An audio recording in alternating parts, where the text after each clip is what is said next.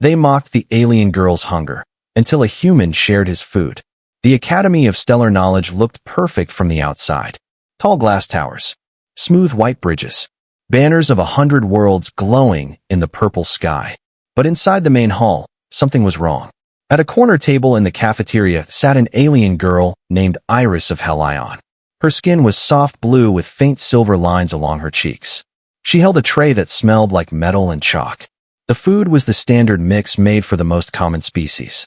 It was not made for her. She had been at the academy for 3 weeks. Each day she grew lighter. Each day her hands shook more. She pushed the paste with a spoon. She did not eat. Across the hall, 3 students watched her. They were Varkans, tall and sharp, with scales like mirrors. Their leader, Kor, clicked his teeth in a rhythm that meant laughter. "See the Helion try again," he said. "One more week and she leaves. Or falls." His friends clicked too, their eyes bright with cruel joy. Iris heard them. She pretended she did not. Her vision blurred. Her skin lines dimmed. The academy office had told her it was an adaptation challenge. Eat what you can. Be strong. No exceptions. No special meals. She had tried. Her body would not accept the zircon compounds in the food. It did not kill her fast. It starved her slow. Then the doors opened, and a human walked in. Jace Rowan of Earth carried a simple tray. Bread, soup, a sealed container from his pack. He was the only human student this cycle, part of a new exchange from a new world. He had seen the blue girl before. He had watched her grow thin and quiet, while the hall turned its face away. He had said nothing. Today he could not keep walking. He passed the Varkan table. He heard Kor's whisper, "Primitive protects primitive." Jace kept moving. He stopped at Iris's table and set down his tray. "Mind if I sit?" he asked. Iris looked up, wary. Her voice was soft. "Humans do not sit here." "I do," he said and sat. He studied her tray. "You aren't eating." "I cannot," she said. "Your academy food has a mineral that blocks the way my cells take in nutrients." She spoke like a scientist giving a report. Calm. Tired. "It is slow harm." Jace opened the sealed container from his pack. Inside were dried fruits, nuts, a simple protein bar. He slid it toward her. "Try this. No zircon. I checked the labels. I read about Helion biology last night." She stared at the food, then at him. "Why help me? We are not clan. We are not partners." "Where I'm from," Jace said, "you don't watch someone starve when you can help." Iris lifted a piece of dried mango. She tasted it. The change was instant. The silver lines on her cheek brightened. Her breath steadied. Her eyes cleared. A small sound left her throat, half relief, half surprise. "It is compatible." Jace smiled, but kept his voice easy. "Good. Eat slow." Across the hall, Kor stood up. His scales flashed a hard red. He walked toward them with 2 followers. Heads turned. Conversations died. The hum of the hall thinned to a hush. "Human," Kor said, stopping at the edge of their table. He did not look at Iris. "You disrupt order. Each species must test itself. Interference hides weakness." Jace took a calm sip of soup. "I missed the rule where hunger is a test." Kor's jaw flexed. "Your kind is new. Earth begged for entry to the stars. You were given one place here. Do not use it to break tradition." "Tradition that ignores biology," Jace said, "is not wisdom. It's laziness." A quiet gasp spread through the students nearby. Kor's scales shifted darker. "You show teeth. But this academy decides who belongs. The Alliance watches. Your species is still on trial." Jace stood. He was shorter than Kor, but his posture did not bend. "Then let them watch a simple thing. A hungry student and a student who shares food." He turned, placing the container closer to Iris. "Keep eating." Iris swallowed, strength building in her voice. In Helion custom, sharing food creates a bond. It is not light. She met Kor's eyes for the first time. "He honors me. You shame yourself." A wave of whispers rolled around them. The Varkan's scales shivered. A new voice cut through the hall. Calm. Precise. Enough. Professor Sarah Quinn, head of xenobiology, stood in the aisle. For small lenses framed her eyes, glowing as they recorded. Student Kor, step back. Student Rowan, remain. Kor lowered his head a fraction, but his mouth tightened. He retreated 1 pace. Professor Quinn approached the table.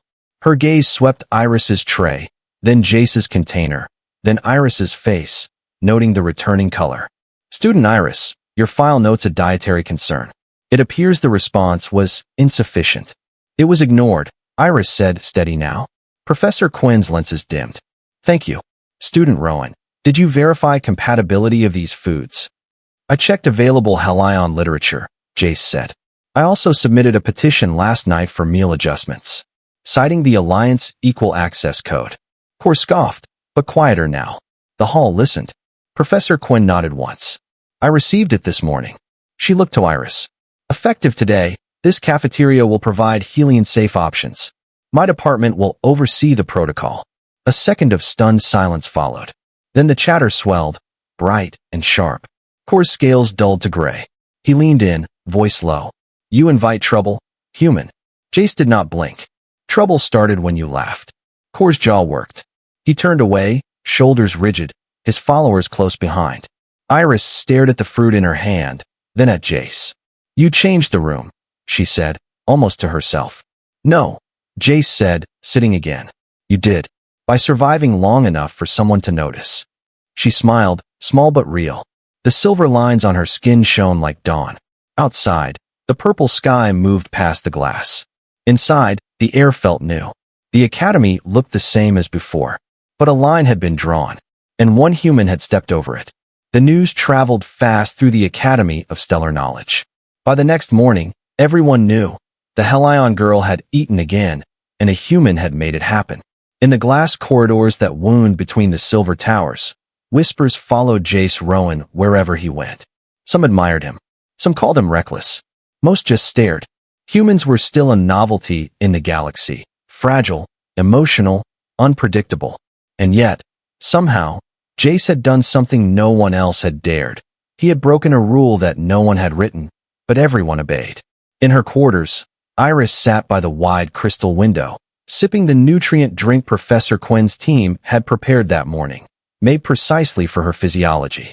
The faint silver glow in her veins had returned, pulsing softly like moonlight. She felt alive again. But that life came with a strange tension. Eyes followed her everywhere.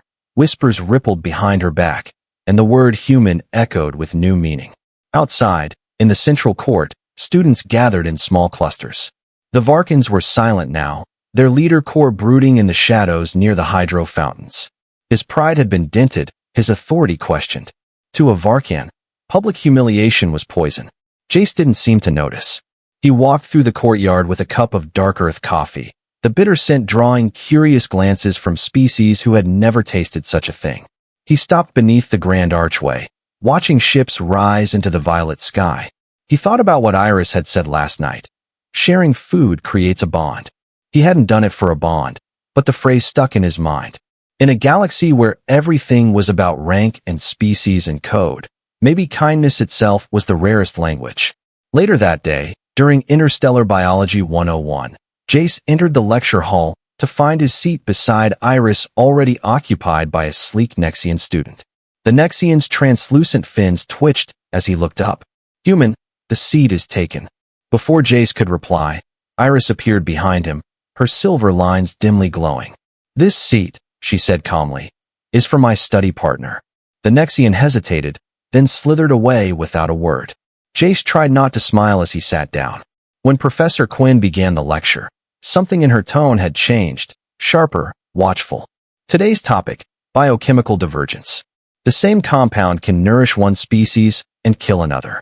It is our duty as scholars to understand these differences. Her gaze paused on Iris, then Jace. And to act when ignorance becomes cruelty. The message wasn't lost on anyone. Even Kor's scales flickered darkly in the back row. After class, Jace and Iris left together. The halls buzzed with quiet attention, as though the air itself knew something was shifting. Iris carried her datapad close. You should not have done what you did, she said softly. You made yourself a target. Maybe, Jace replied. But sometimes targets are easier to find than the truth. She tilted her head, studying him. You speak in riddles. I speak in survival, he said, half smiling. Humans are good at that.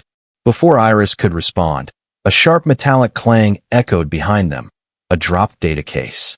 When Jace turned, he saw Kor standing at the end of the hall, eyes locked on him. The Varkan's voice carried clearly. You think one meal changes your place, human? The Alliance tests every species. Yours will fail. Jace didn't answer. He just placed a hand lightly on Iris's shoulder and guided her away.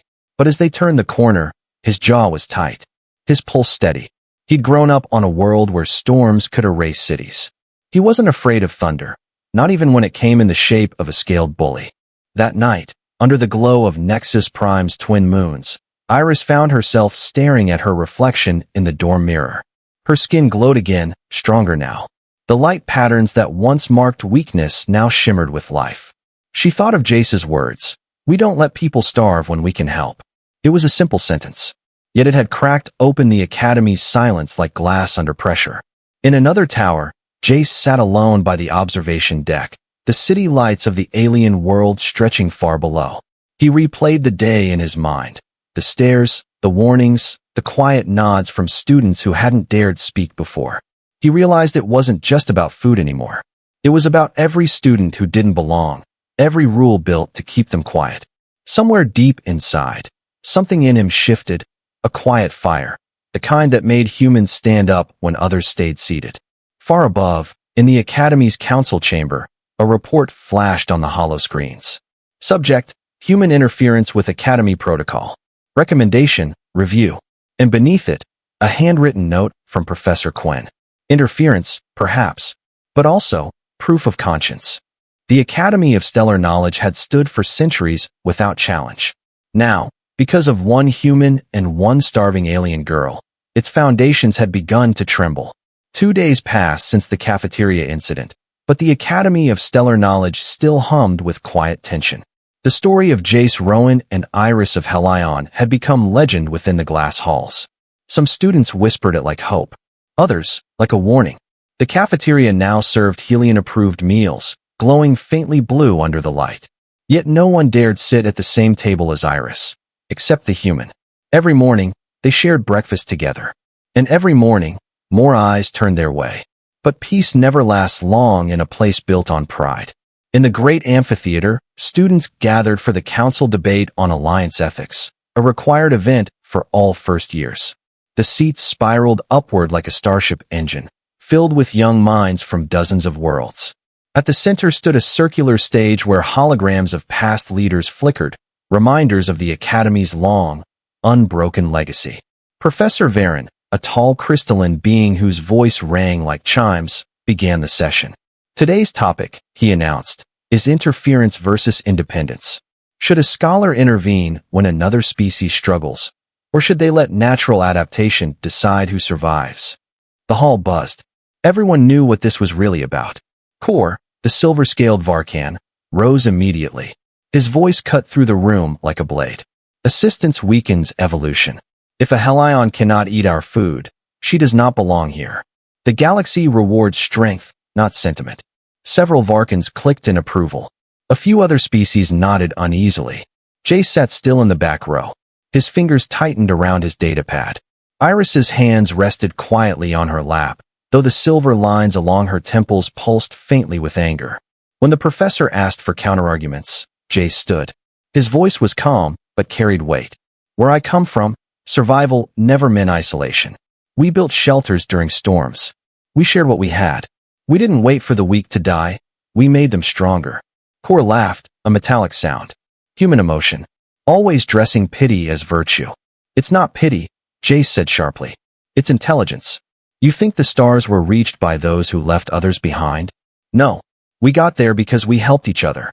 A murmur swept the amphitheater. Some nodded, some scoffed, but none could ignore the conviction in his tone. Iris rose beside him. The Helions survived centuries of solar flares, she said softly. We learned to rebuild under radiation storms that burned entire continents. We adapted too.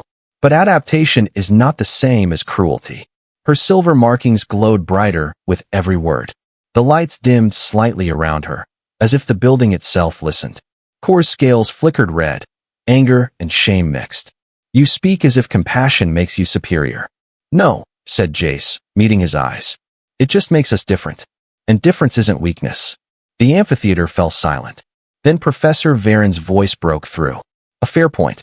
Perhaps the Alliance needs both, strength and conscience. His gaze lingered on Jace and Iris. You may sit. As they returned to their seats, Jace noticed movement near the upper deck. A group of senior students, tall, robed, faces shadowed, had been watching. When their eyes met his, they turned away, whispering to each other. Later that evening, in the library dome, Iris worked quietly while Jace scrolled through alien biochemistry records. A soft hiss drew his attention. A message slipped under the table.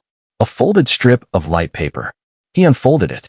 The words shimmered across the surface. Humans meddle where they don't belong. Watch your back, Earthborn. He exhaled slowly. Guess we're famous. Iris's eyes flickered toward him. That is not fame. That is warning. Maybe, Jace said, forcing a grin. But I've had worse notes in high school. Her expression softened, half a smile. But the tension in the air was real, heavy enough to taste. As they left the library, the corridors seemed quieter than usual. Lights dimmed early. Outside the glass walls, the twin moons hung low, casting pale reflections over the silver floors. I can walk you to your dorm, Jace offered. I am capable of walking alone, Iris said, then paused. But I would not mind company. They walked side by side through the echoing halls. At the far end, near the transit bridge, a sudden shadow crossed their path. Tall, scaled, familiar. Kor stepped out, blocking their way. Two Varkans stood behind him, silent and cold. You've made your point, human, Kor said. You've shown the galaxy your kindness. Now, stop pretending you belong. Jace's jaw tightened. If I don't belong, then why do you keep following me? Kor's tail flicked, sharp and slow. Because every new species must be tested. And you, Jace Rowan, are overdue. The corridor lights flickered. For a moment, the only sound was the low hum of the power conduits and the steady rhythm of Iris's breathing. Jace took a single step forward. If this is your idea of a test, you might not like the results. The Varkan's eyes glinted. One moved closer. Iris shifted subtly, her fingers glowing with faint silver energy. Helion biolight. Defensive instinct. Then, without warning, a metallic door hissed open down the hall. Professor Quinn's voice echoed. Is there a problem here? The Varkans froze. Kor's scales dulled. No, Professor, he said quickly. We were leaving. Good, she said evenly. Because next time, I won't interrupt. I'll record. They left, their steps heavy, tails dragging. Jace let out a breath he hadn't realized he'd been holding. Guess we passed the test. Iris looked at him, eyes soft but steady. No, she said. The test has just begun. Outside, the twin moons rose higher, their lights stretching across the silver towers. Far above, in the council observatory, hidden from student eyes, an older Varkan watched the scene through a hollow lens. His scaled fingers tapped the table once. The human interferes too much, he said. Let's see how long his kindness survives. And somewhere deep in the Academy's core, quiet systems began recording every step Jace took. Morning broke like liquid gold across the skyline of Nexus Prime. The glass towers of the Academy of Stellar Knowledge shimmered, reflecting twin suns and drifting airships. It looked peaceful from the outside, but inside, an invisible war had begun. After the confrontation in the corridor, Jace Rowan and Iris of Helion had become symbols, whether they wanted to or not. The cafeteria incident had transformed into a quiet revolution. Students began whispering about the human who defied the code. Some admired him. Others waited for him to fail. That morning, Jace sat alone in the research wing, staring at a holographic projection of molecular strands. His coursework on xenobiology blinked unfinished. Every few minutes, a new message flashed on his tablet. Requests for help, reports of unfair treatment, ignored petitions. He hadn't meant to become a voice for anyone. He'd just fed a hungry girl. Yet now, dozens of students, Denarians, Silvax, even a few timid Varkans, reached out in secret. They wanted change. 15 years since Earth joined the Alliance, Jace muttered, rubbing his eyes. And already we're stirring the pot. The door slid open. Iris stepped in, holding a glowing datapad. She looked stronger now, the blue in her skin deeper, her silver lines sharp as threads of light. You have not eaten, she said simply, setting down a tray of food. He blinked. You're feeding me now? In Helion culture, she replied, a bond of sustenance is reciprocal. You shared your world's food with me. I now share mine with you. The aroma was faintly sweet, metallic, and warm. Jace hesitated. If I glow like a light bulb after this, it's your fault. She laughed softly, the sound like water over glass. It will not harm you. Helion enzymes adapt to the eater's biology. He took a cautious bite. It tasted surprisingly good, like citrus and honey. Not bad.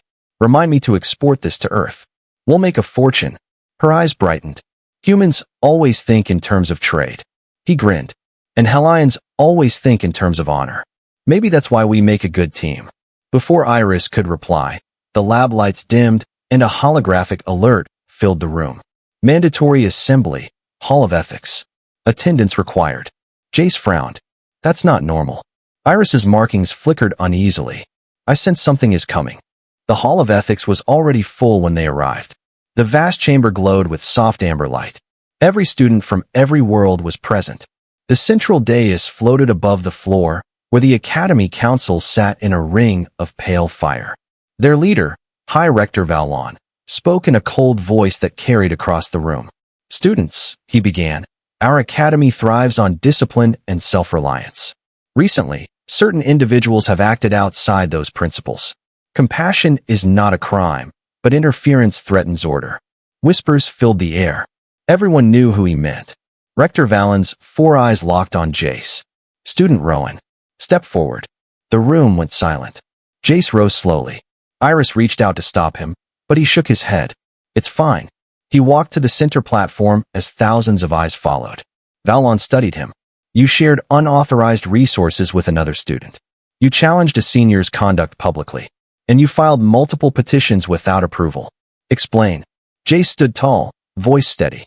I didn't break rules. I followed better ones. A low ripple of murmurs. Valon leaned forward. And what rules are those, human? The ones that make us more than animals, Jace said.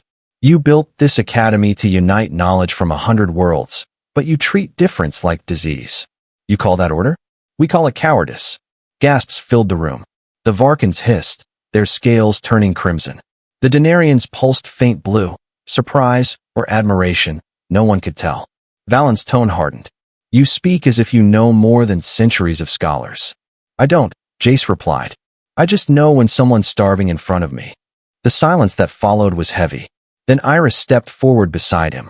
If you punish him, you punish me as well, she said. Without his interference, I would be dead. Her silver markings flared like lightning veins. He acted where your systems failed. For a heartbeat, no one breathed. Professor Sarah Quinn, standing near the council ring, spoke at last. Rector, if I may, this human's report on interspecies nutrition has already led to safer food protocols for 5 species. His defiance has produced results where compliance did not. Valon's expression cracked, just slightly. Results are not the issue. Precedent is. Quinn met his gaze. Then perhaps our precedent needs correction. The chamber buzzed again. Valon finally exhaled. Enough. This session is adjourned. Student Rowan, your actions will be reviewed. Until then, your research access is suspended. The platform lights dimmed. The crowd dispersed in restless silence. Outside, in the courtyard, Iris turned to Jace. They humiliated you in front of everyone. He shrugged. Could have been worse. I didn't get vaporized. You should not joke, she said. They will watch you now. They already were. Jace replied quietly. She looked up at the glass towers, where faint red lights blinked, surveillance drones. You change more than you think. Even those who mock you now question why they obey. Questioning is a start, Jace said. But it's not change. Then we make change, she said, eyes fierce with light. Together. He smiled faintly. That sounds like trouble. For Helions, she said, trouble is just another word for challenge. Above them, the purple sky burned with the glow of twin suns, and far across the campus, inside the administrative towers, High Rector Valon watched their conversation on a holographic feed. He turned to his aide. The human thinks compassion makes him strong. Let's see how strong he is when the system turns against him. And deep within the Academy's network, invisible algorithms began rewriting Jace Rowan's profile, marking him not as a student anymore, but as a potential disruptor. The storm had officially begun. Nexus Prime's violet dusk fell like a slow-burning ember across the Academy's towers. From a distance, the campus still looked serene, an empire of glass and logic suspended above the clouds. But within those silver corridors, something unseen was shifting. For the first time in centuries, students were talking about rebellion, not with weapons, but with ideas. And at the heart of it stood a single human who had simply refused to look away. Jace sat alone in the observatory wing, a massive dome of transparent alloy overlooking the planet's molten horizon. His research access had been revoked, but he found a way in any way. Humans always did. He was copying data from his portable console, the faint blue light washing across his face. A soft voice broke the silence. "You should not be here." He looked up to see Vera, a tall Nexian student with gossamer fins shimmering around her head. She had never spoken to him before. "If the council catches you again, they will send you back to Earth." "I know," he said, unplugging the console. "But if I stop now, nothing changes." Vera hesitated. Then she reached into her robe and placed a small crystal tablet on the table. "Take this. It contains the genetic adaptability charts for the 11 lesser species. The council hides them." Jace frowned. "Why give this to me?" Her fins fluttered, Nexian body language for trust given cautiously. "Because I watched what you did for the Helion girl. You didn't see politics. You saw hunger. That is rare." Before he could respond, she turned and vanished into the corridor, leaving only the faint scent of ozone behind. Down in the student commons, Iris was surrounded by a small crowd. A Denarian boy, his skin translucent, pulsing with soft light, was explaining how his people suffered from dehydration in the Academy's dry air.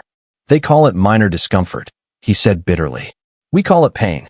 Iris listened, her silver markings glowing faintly. "We can document this," she said. "Jace knows how to write petitions that cannot be ignored." "You think the council cares about our petitions?" Another student scoffed. "They only listen when something breaks." Iris met his gaze calmly. "Then we make them hear the cracks." Hours later, Jace returned to the lab where Iris waited. Her eyes brightened when she saw him. "You disappeared again," she said, folding her arms. "I was busy stealing from the system," he said lightly, showing her the crystal tablet. Her glow pulsed in surprise. "Where did you get this?" "Let's say someone up there believes we're right." They loaded the data into her terminal. The holographic projections spiraled upward, displaying hundreds of biological models, nutritional needs, atmospheric tolerances, metabolic maps. Every line proved the same thing. The Academy's standard systems were only standard for the most privileged species. The rest were forced to adapt or fail. "This is proof," Iris whispered. "Proof they knew." "Exactly," Jace said, eyes gleaming. "They built equality into their speeches, not into their science." They spent the night merging her biochemical data with his field reports, building something entirely new, a multi-species adaptation model, one that showed how cooperation between diverse biologies could enhance learning, survival, even planetary engineering. When dawn touched the windows, Iris leaned back, exhausted but smiling. "You realize this will cause chaos." Jace grinned. "Good. Chaos means they're listening." Later that day, as students filled the main courtyard for midterm announcements, a faint hum vibrated through the air. The central holoboard flickered, then changed. Instead of official updates, a new banner appeared, bright, bold, and unmistakable. "The Human Equation, a study in survival through unity." Beneath it scrolled the names of every species whose data had been suppressed. The model Jace and Iris had built was now public, visible to thousands of students and staff across the Academy. Gasps spread like wildfire. Professors scrambled to shut down the feed, but it replicated itself across every terminal. The network had been breached from within and locked. High Rector Valon stormed into the command room. "Who authorized this broadcast?" One technician turned pale. "Sir, the encryption isn't from any known system. It's human." In the courtyard, Iris stood beside Jace as the crowd swelled. Some students cheered. Others looked terrified. The Varkans hissed among themselves, furious. Kor appeared again, his scales blazing red. "You think you've won?" he spat. "You've only made enemies you can't imagine." "Maybe," Jace said evenly. "But at least the truth isn't starving anymore." Kor's tail lashed the air. "You've doomed yourself, human." "Maybe," Jace said again. "But that's kind of our thing." For the first time, even Kor hesitated, because behind Jace and Iris stood dozens of students from other worlds, each one silent, but united. The Academy's golden image had cracked open, and through that crack, light began to pour. By nightfall, The Academy of Stellar Knowledge was no longer calm.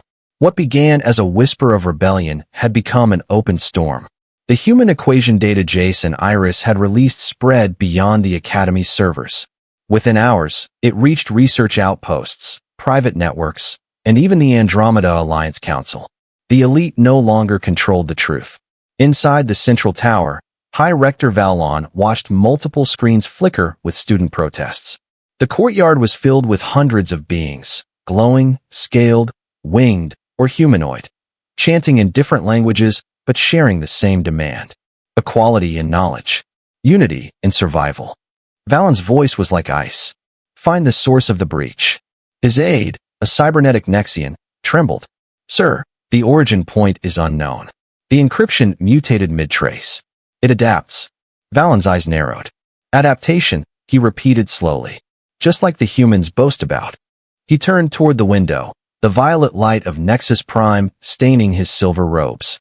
Then we will test just how adaptive they truly are. Meanwhile, Jace and Iris hid inside the atmospheric laboratory, the one place the Academy's surveillance drones couldn't reach. The air was too dense for sensors. Their holoscreens glowed dimly, displaying real-time feeds of the protests outside. We did it, Iris whispered, her voice equal parts awe and fear. They're finally speaking. Yeah, Jace said quietly. Now we have to make sure they're heard before we're erased. He opened a comm line to Professor Sarah Quinn, who had been one of their silent supporters. Her image flickered into view. Jace, she said sharply, what you've done has reached the council chambers. You've exposed centuries of manipulated data. Valon will not forgive this. I didn't do this for forgiveness, Jace said. I did it because someone had to. Quinn sighed. Then listen carefully. The council is sending observers, not professors, not judges. Political enforcers. They call them the Compliance Corps. Once they arrive, no one will be safe.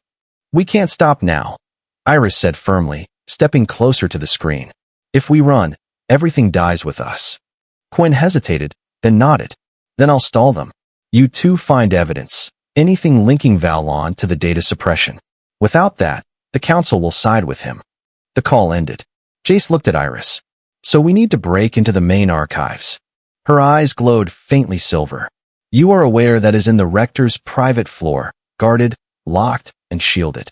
Yeah, Jace said with a half-smile. But he didn't grow up with human hackers. They reached the restricted elevator past midnight. The corridors were empty except for patrol drones. Iris projected faint biolight to scramble their motion sensors while Jace rewired the access panel using a compact device from his pocket, a relic of Earth's old digital wars. You humans and your toys, Iris murmured. Hey, he whispered. We survived a planet that tried to kill us daily. We learned to fight fire with wires. The lock clicked. The elevator doors opened with a soft hiss. They entered the top floor, silent, cold, lined with holographic banners of former rectors. Valon's office stood at the far end, massive and glowing with blue firewalls. Jace cracked his knuckles. All right, let's make some history. He plugged his console into the main terminal. Lines of alien code flooded the air like falling stars. Iris monitored the energy levels with trembling fingers. Make it fast. Security will trace this in minutes. I'm trying, Jace said, sweat forming on his brow. Their encryption is built to resist AI intrusion. Luckily, I'm not AI. Suddenly, the holograms around them flickered. Valon's recorded voice filled the room. Every civilization must prove its worth. Those who cannot adapt are not worth saving. Iris's eyes widened. That's it. That's his voice file. He admitted the discrimination policy. Got it, Jace said, copying the file. We can broadcast this to the council directly. But then, alarms screamed. Red lights flared. The system had detected them. Run, Jace yelled. They bolted from the chamber as drones descended like silver insects, their eyes flashing crimson. Iris threw up a wall of radiant energy, her Hellion biolight forming a glowing barrier. The drones struck and dissolved into sparks, but the effort drained her. Go, she gasped. The core link is below the reactor tunnel. Send the file. I'm not leaving you, Jace snapped, pulling her arm. I can hold them. Then hold me too, he said, grabbing her hand and sprinting down the corridor. They burst into the reactor tunnel, steam swirling around them like mist. The energy core hummed, a massive sphere of white fire. Jace connected his console to the nearest control node, trying to push the file through the reactor's communication grid. "Come on," he muttered. "Send, send, send." The screen flashed green. "Transmission successful. File delivered to Alliance Council channel." He exhaled in disbelief. "We did it." But before he could turn, a pulse blast struck the wall beside them, molten fragments flying. They looked up to see High Rector Valon, his robe shimmering, holding a plasma staff that glowed like a captured sun. "You humans never learn," he said.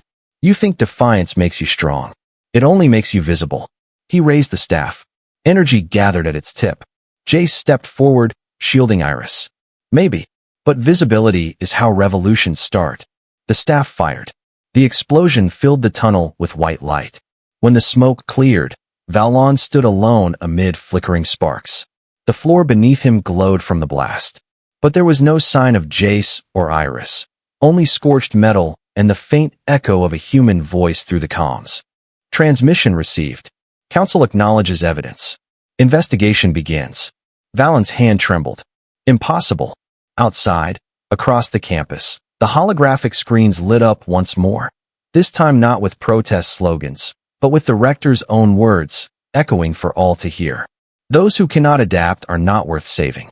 And as the crowd erupted in outrage, the human and the Hellion, hidden in the storm drains beneath the academy, caught their breath. Jace smiled weakly through the smoke. "Told you adaptations are specialty." Iris pressed a glowing hand against his shoulder. "You just changed the stars, human." Above them, thunder rolled across the alien sky. The old order was cracking open, one truth at a time. Morning came softly to Nexus Prime, its twin suns rising like two watchful eyes over a city reborn. The Academy of Stellar Knowledge, once a monument of pride and hierarchy, now stood shaken, not by war, but by truth. The holographic banners that had long displayed the Alliance motto, "Progress through discipline," now flickered with static. Beneath them, a new phrase had been scrawled in dozens of alien scripts, each translated automatically by the network. "Progress through unity." In the aftermath of the exposure, the Academy was a battlefield of words. Varkan elites demanded Jace's arrest. The Hellions called for reform. Denarians, Nexians, and half a dozen other species refused to return to class until the Council responded to the evidence. For the first time in its centuries-long history, the Academy had paused. Jace sat on the infirmary cot, his arm bandaged from the plasma blast. His console, cracked but still functional, lay on the table beside him. He stared at the ceiling lights, lost in the quiet hum of machines. Iris entered quietly, carrying 2 cups of luminous tea. Her silver markings pulsed faintly with exhaustion, but also pride. "You shouldn't be sitting up," she said. "I've been through worse," Jace replied, wincing as he tried to smile. "Once got electrocuted fixing a toaster back on Earth. This just feels like déjà vu, hotter though." She set the cups down and sat beside him. "The Council meets today. The investigation is complete. They have proof of Valon's manipulation." Jace sighed. "So we wait." "For once," she said softly, "yes." In the Grand Council Hall above the Academy, the chamber was filled with every kind of being, crystalline, organic, luminous, scaled. At the center, the High Chancellor of the Andromeda Alliance addressed them all. "The Academy of Stellar Knowledge has failed its founding principle," he declared. "Knowledge cannot exist where truth is filtered through power." He turned toward Valon, who stood silent, robes darkened with shame. "You altered data to maintain hierarchy. You denied species equal access. Your actions betray the Alliance." Valon's voice trembled, the first crack of emotion ever seen from him. "If we open the doors to every weak race, we lose the purity of progress." "Purity," the Chancellor repeated, his tone sharp as steel, "is not progress. It is decay." The hall fell silent. Effective immediately, the Chancellor continued. "High Rector Valon is removed from office. His policies are null. The Academy will restructure under a new charter, one that recognizes diversity not as burden, but strength." Whispers rippled through the chamber. Some shouted in joy. Others hung their heads in disbelief.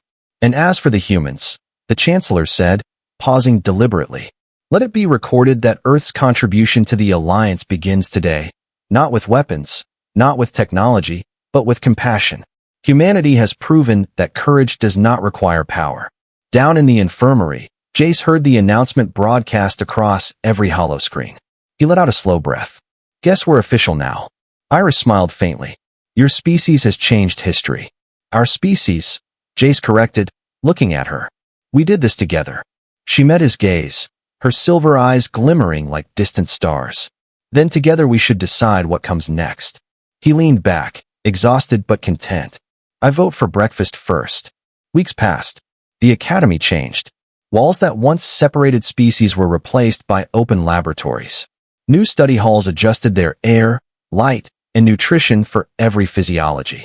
The old statues of founding species were taken down, replaced by a single symbol, a circle divided into many colors, representing all who learned together. Students still whispered the story of the human who broke the rules and the Hellion who stood beside him. But it wasn't just a story anymore, it was a lesson. One evening, Jace and Iris stood atop the observation spire, watching the twin suns dip below the clouds. The world shimmered in hues of violet and gold. I never thought rebellion could look so beautiful, Jace said quietly. It wasn't rebellion, Iris replied. It was correction. Still, he said, smiling, remind me never to pick a fight with galactic politics again. She laughed softly. If you had not, I would not be here. And neither would this. She gestured toward the horizon, where thousands of lights from shuttlecrafts rose in formation, carrying new students from 100 different worlds. The first class under the new charter, she said proudly. They call it the Collaborative Initiative. Jace folded his arms, watching the sky burn brighter. I like that name. Has a nice ring to it. He turned to her. So what about us? What's next for the Hellion and the human who broke the code? Her smile deepened. We write a new one. As the twin suns vanished and the night shimmered alive with alien constellations, the Academy's spire glowed brighter than ever. And in that moment, across the stars, one quiet truth echoed. Humanity's greatest strength wasn't power, technology, or intellect. It was the courage to care when no one else would. The galaxy had changed forever, and it all began with 7 simple words. Come eat with me.